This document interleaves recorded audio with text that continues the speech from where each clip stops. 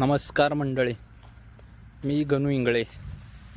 आज आपल्या केळीच्या प्लॉटला पाणी लावायचं होतं, तर आज मला भेटायला आलते हे मला आज. हे आमचे फादर.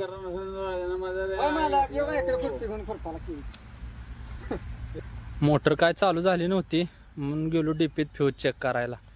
मग फ्यूज तर काय नीट होती म्हणून बोलवलं मिस्त्रीला. मिस्त्री आले, मिस्त्रीने चेक केलं.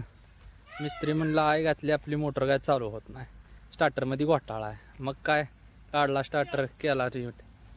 काय मिस्त्री आलता आपल्या शिजुकावर. तर आज आपल्या पूर्ण प्लॉटचं झालं काम. मग काय प्लॉटचं पूर्ण काम कंप्लीट झाल्यानंतर हे गुरांचं कंत्राट आज माझ्याकडं होतं.